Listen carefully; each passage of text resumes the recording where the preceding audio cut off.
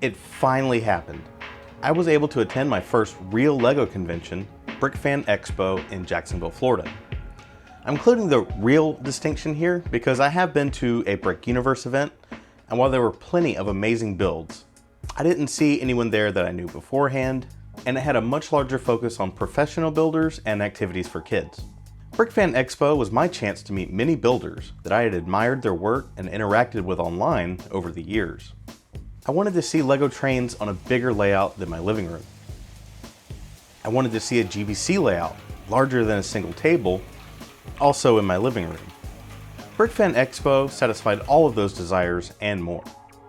There were a lot of activities I didn't participate in, and I didn't even attend the first day during public hours. Please do not judge whether or not BrickFan Expo events are for you solely from my experience. I purchased an exhibitor ticket to be able to attend the after-hours activities, and I was very glad I did. While I had the option to bring along some builds of my own, I didn't worry with it this time. I've heard many say to truly enjoy your first show, you should just go and enjoy it. While running trains and chasing after GBC balls sounds fun, there were a few obstacles in the way. One was having to be at least somewhat available for work, and the other was my mobility issues. I get around okay for the most part, but have 2 bulge discs on my back and sciatica in my right leg as a result. For me, this means I can only be on my feet a good 10 or 15 minutes, and then need to sit and recharge. To help combat this, I brought my seldomly used wheelchair and ended up pushing it for the most part, but it was nice to have a seat anytime I needed it.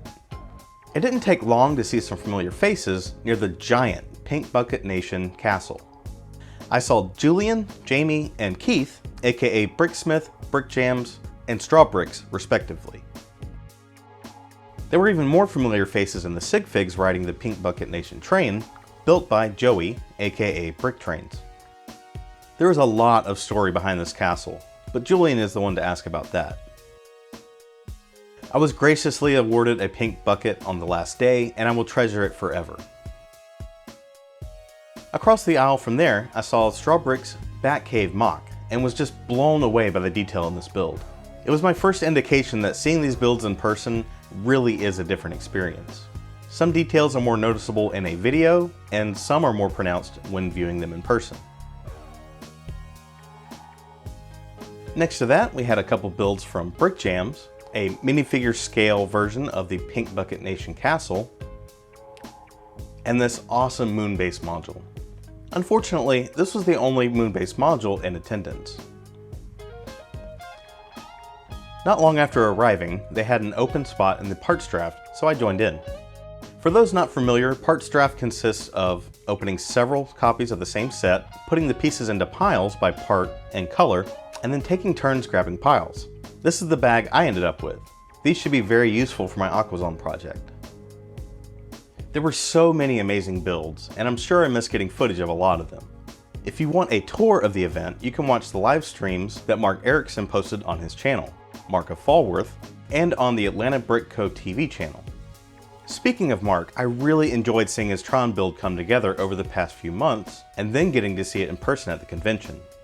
A staple at many conventions is Lights Out, where the convention lights are turned off, and LEGO builds with their own lighting are allowed to shine. I can fully understand why this is only for exhibitors and not for the public. That would be chaos. My footage looks really rough. I really need to upgrade my phone soon. I can assure you it looked amazing in person. I also got a sneak peek at how the build broke down for transport, using different color Technic bricks to make it easy to assemble. Yeah. I had also watched his videos building his previous Rock Raiders build, and would have loved to seen that in person as well. But I can totally understand not wanting to lug that thing around the country. Mark's UFO display was also really cool. It's a theme I never really owned, but always loved seeing them in the catalogs. I heard a couple people wonder aloud if these were sets or MOCs, but this is mostly due to the large quarter-round pieces used. They are MOCs, but they will look very similar to sets due to the parts usage. Mark's brother and partner in crime, allegedly, Steven, also had some really awesome MOCs. His builds were absolutely jam-packed with detail. Apparently, I missed getting footage of all of them, so again, I will defer to Mark's livestream tours. You can also follow Steven on Instagram under the name BrotherSteven100. I will do my best to have links in the description for all the builders featured in this video. Another staple at many conventions is the Lego GBC or Great Ball contraption. I've built many modules myself, but it was really great to see so many in action. I have a separate video showing the entire layout. I spent a good amount of time over there talking to the builders, one of which was Ethan McCain, who has appeared on Beyond the Brick at least once giving a tour of a GBC layout. After talking for a while, it came up that I ran the Battery Powered Bricks YouTube channel, and he was actually familiar with it. I honestly didn't expect anyone to recognize that name and wasn't really making it a point to plug it everywhere I went.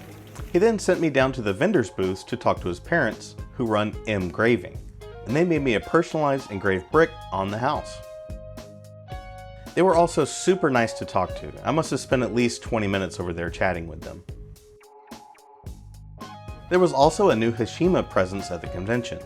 This is a collaborative project between many builders, but in this case, only 2, which is very impressive. Stefan and Nate did a fantastic job. I love seeing the monorail move through the city, and I will say it is much quieter than the official Lego monorail. This was another build that really shined during Lights Out. Again, I'll link more info below. My footage looks pretty rough.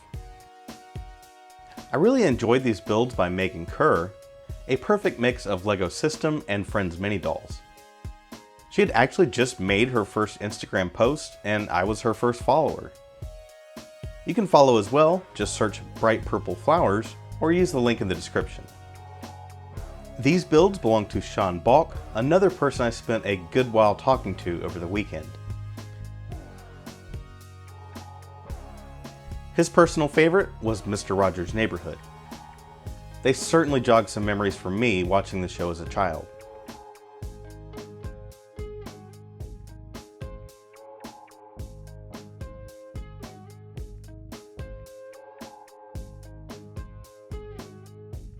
Here we have some builds by Mason Grindon. I really liked these. They certainly weren't the biggest builds on display, but they were packed with fun details.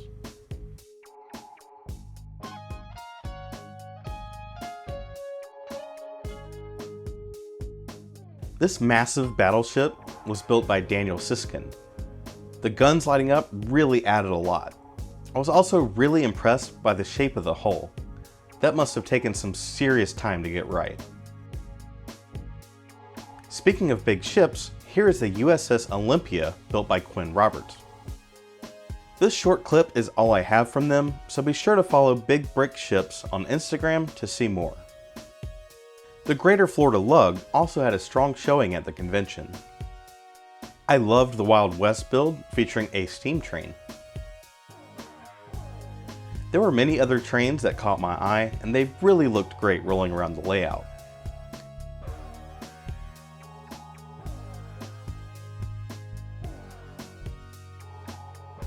They even had a Tropicana boxcar in its original orange color, which I've been wanting to build for quite a while. While I do live in Florida, I'm not a member of any lug for the same reasons I don't go to many conventions: work and health issues. Not to mention, my YouTube channel keeps me quite busy. Maybe one day I'll look into it further. The last builds I got footage of were by Storm Roland. These were absolutely spectacular. The castle build shown here won Best Fantasy Build, and I think it really deserved it. I'd highly recommend watching Mark's convention tour video, where Storm keeps going deeper and deeper into this MOC, showing the amazing details hidden within. Again, there was so much I missed documenting, but I really wasn't there to make a video. I went to meet people and have a good time, which I certainly did. I won a Brickhead set in one of the raffles, browsed the yard sale, and was very tempted to grab some Technic sets, but I did pick up some Technic figures in great condition. There was also a delicious dinner included in the price of my ticket, and trivia, which I did horrible at. I really want to see more events like this in North Florida. If you ever get the chance to attend a Brick Fan Expo, I would highly recommend it. I hope you enjoyed coming along for the journey, and remember to play well.